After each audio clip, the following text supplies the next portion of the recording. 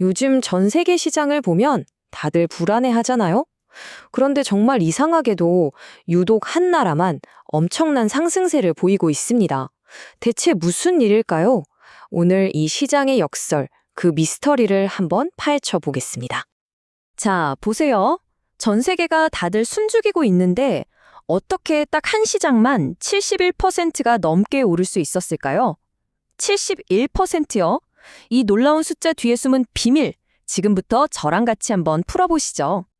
이 현상을 제대로 이해하려면요, 일단 좀 더 넓게 글로벌 시장 전체의 그림을 봐야 합니다.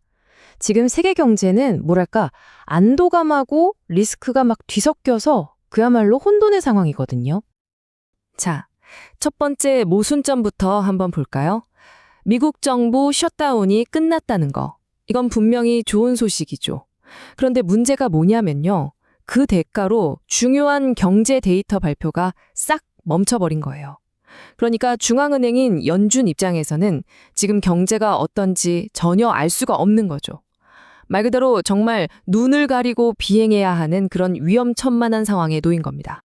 심지어 세계 최대 경제대국인 미국 시장조차도 지금 갈피를 못 잡고 있어요. 다우존스 지수는 사상 최고치를 찍고 있는데 기술주 중심의 나스닥은 오히려 떨어지고 있단 말이죠. 이게 바로 지금 시장이 얼마나 혼란스러운지를 딱 보여주는 예라고 할 수 있겠습니다. 바로 이런 전 세계적인 혼돈 속에서 정말 신기하게도 홀로 빛나는 시장이 하나 있습니다. 자, 이제 오늘의 주인공이죠. 전 세계에서 가장 뜨거운 시장, 바로 한국으로 시선을 한번 옮겨보겠습니다. 771%. 네, 다시 한번 보세요. 771%입니다. 정말 믿기 어려운 이 숫자. 이게 바로 올해 한국 코스피 지수의 수익률입니다. 오늘 우리가 파헤쳐야 할 모든 미스터리가 바로 이 숫자 안에 담겨 있다고 해도 과언이 아니죠. 이게 얼마나 대단한 수치인지 다른 나라들이랑 비교해보면 느낌이 확 오실 겁니다. 이 차트 한번 보시죠. 미국 S&P 500이 한 14.8%, 독일 DAX가 21.5% 올랐거든요. 이걸 한국의 71.71%랑 비교하면 이건 뭐 그냥 압도적이라고밖에는 표현할 말이 없네요. 아니, 그렇다면 도대체 뭐가 이런 말도 안 되는 랠리를 만든 걸까요? 궁금하시죠? 자, 지금부터 그 동력이 뭔지 하나씩 뜯어보면서 이 거대한 상승 뒤에 숨겨진 비밀을 본격적으로 파헤쳐 보겠습니다. 근데 여기서 또 하나의 이상한 점이 나옵니다. 한국은 에너지를 수입하는 나라잖아요. 그래서 유가가 떨어지는 건 정말 수십억 달러를 아낄 수 있는 엄청난 호재거든요. 그런데 동시에 천연가스 가격은 또 폭등을 해서 그 좋은 점을 다 깎아먹고 있어요. 그러니까 한쪽에서는 좋은 바람이 불어오는데 다른 쪽에서는 거센 맞바람이 불고 있는 그런 상황인 거죠. 그리고 아마 이게 제일 이상한 부분일 거예요. 보통 주식시장이 이렇게 좋으면 외국인 투자도 막 들어오고 그럼 당연히 그 나라 돈 가치도 올라가야 정상이잖아요. 그런데 한국은 지금 완전히 반대입니다. 주가는 폭등하는데 원화 가치는 10여 년 만에 최저치로 뚝 떨어지고 있어요. 이건 뭐 경제학 교과서에 나오는 내용이랑은 완전히 다른 이야기가 펼쳐지고 있는 거죠. 한국의 중앙은행도 이 딜레마를 당연히 알고 있습니다.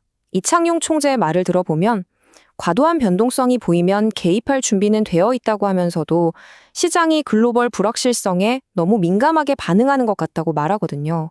이게 사실상 외부 요인 때문에 벌어지는 일이라 우리도 어쩔 수 없다는 정책 당국의 솔직한 심정이 느껴지는 대목이죠. 하지만 여러분, 이 눈부신 상승세가 이야기의 전부는 아닙니다.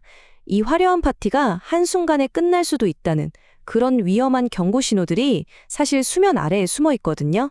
이제부터는 이 이야기의 좀 더 어두운 이면을 들여다볼 시간입니다.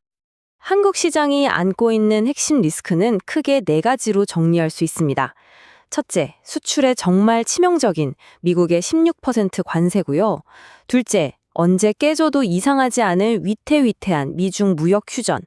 셋째, 코스피 상승의 대부분이 삼성전자와 SK하이닉스 딱 2기업에서 나왔다는 극심한 쏠림 현상.